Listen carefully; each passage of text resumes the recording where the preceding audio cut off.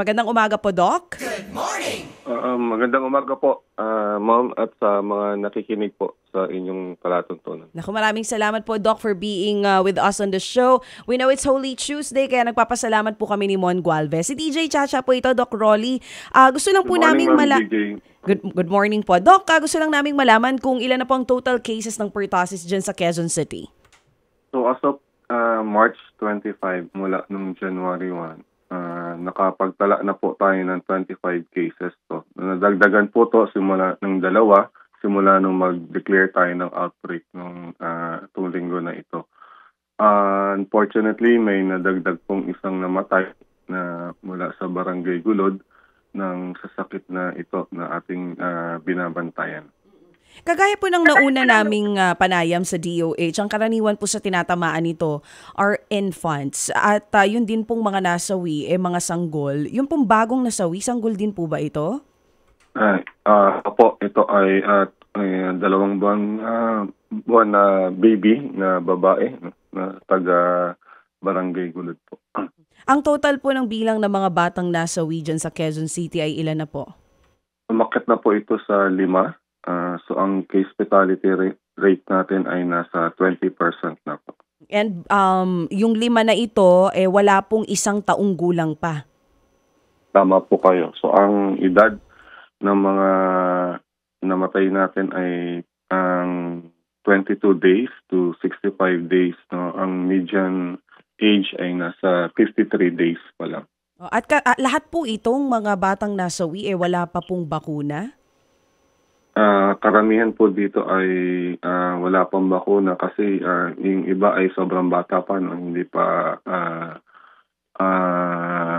eligible para bakunahan. Tama po ba, Doc Rolly, 2 weeks dapat yung sanggol bago po mabakunahan ng bakuna kontra dito sa 6 weeks po ba or 2 weeks? 6 weeks po ang edad na binabakunahan natin. Doon sa bakuna na may laman na against pertussis, no? Yung tinatawag nating pentavalent vaccine. And dito po sa 25 kaso na ito, lahat po ba ito ay sanggol o meron ding mga adult?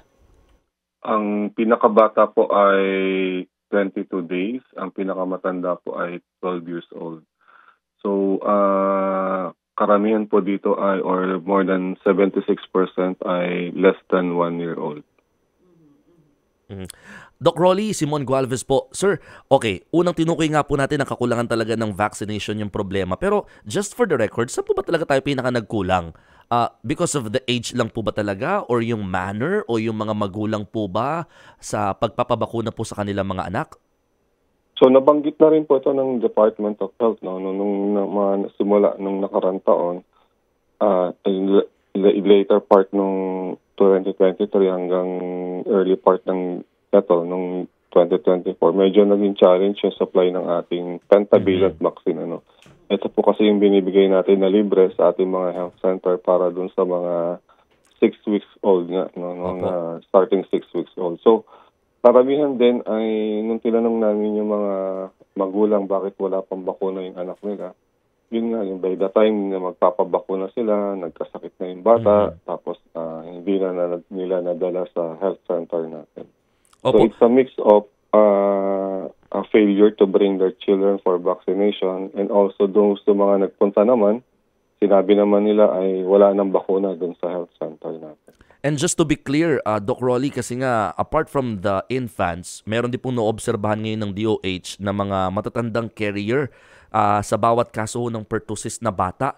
Is this also true sa Quezon City? So, wala kami nakita na older than 12 years old. So, ang pinakamatanda natin ay 12 years old. So, sa mga adult, wala pa sa amin nagre-report or nakikita tayo na adult na case ng pertussis. No? Para malino lang po siguro sa public, paano ba malalaman na may pertussis? Sabi kasi may natatanging karakteristik daw po yung whooping cough na binabanggit na yan, Doc. Opo, kakaiba po yung ubo nung whooping cough, no? Yung mahirap na pag-ubo, pagbata talaga makikita mo yung kaibahan nito, no? Nahihirapan talaga ng paghinga na parang may hinuhugot doon sa kanyang baga, no? Yung kanyang pag-ubo. Kitang ma-distinguish agad to talaga ng mga doktor, no? Kung ito ay talagang whooping cough. So ang ginagawa pagka ganun ang karakteristik ng ubo, ang gagawin natin ay isa-swab natin yung bata, no? At ipapadala natin ito sa Sample. RAPM for confirmation. So, yun po para malaman natin, matiyak natin na ito talaga ay pertussis. Opo. Doc Rolly, yung way ng pag-swab sa COVID noon, ganun din po dito sa pertussis. Halos pareho po ito. No? So, sa lalo muna natin kinukuha yung swab na ito. Ang mga bakuna daw po sa June pa dadating. So paano po hinahandle ngayon dyan sa Quezon City itong pataas na bilang ng kaso ng pertussis sa mga infants? So kaya po kami nag-announce ng outbreak kasi nga 25 cases na to, no? Coming from a 0 case from the same period last year, and then umaakit na nga yung namamatay, no? Bilang namamatay. So ang ginagawa natin is i-remind natin lahat, no? Hindi lang mga taga Quezon City kasi hindi lang naman taga Quezon City ang may pertussis. Tama po. Increase Even in no? Pasig, meron na rin. So, Iloilo. so ang sabi ni Mayor Joy, it's our responsibility to remind all parents, no, na merong ganitong threat sa ating mga kabataan, no. So, kailangan ng dobleng ingat, no. Hindi dapat nilalabas ang inyong mga sanggol, nilalapit sa mga may sakit, lalong-lalo na yung mga wala pang bakuna, no. So,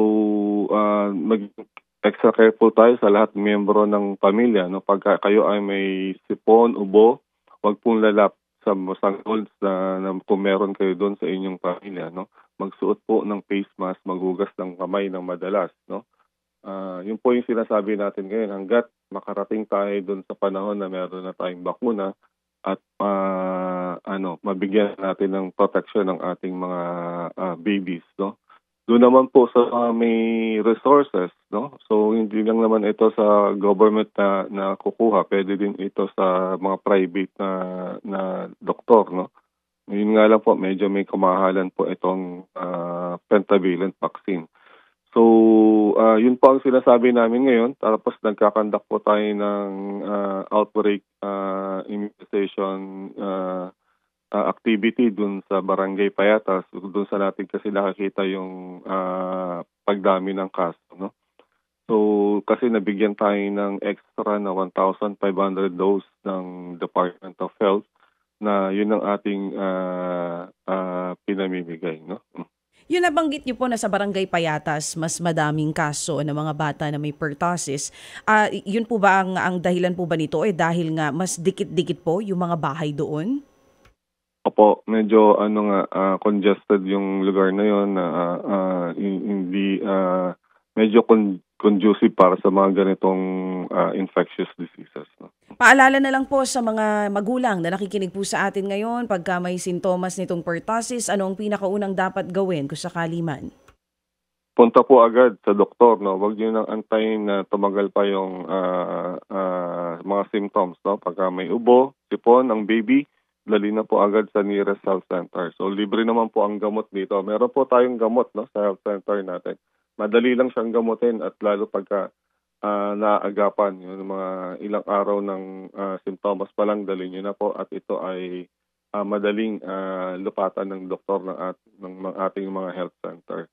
Kung merong seryosong simptomas, nahihirapan ng huminga ang inyong anak, sa ospital nyo na po sila dalhin, ano? At doon na marapat na mabibigyan sila ng agarang lunas, no? Ayan, malinaw na malinaw po. Doc Rolly Cruz, we're praying na hindi na padagdagan pa, dumami lalo itong kaso ng pertussis. Hindi lang dyan sa Quezon City, gaya nga na sinabi nyo kanina, even in some other areas. Maraming salamat po sa pagpapaunlak ngayong umaga. Magandang umaga po at marami din pong salamat. Maraming salamat. Ted Filon at DJ Chacha. Ngayon, nasa Radyo 5, 92.3 News FM. Monday to Friday, 6 to 10 a.m.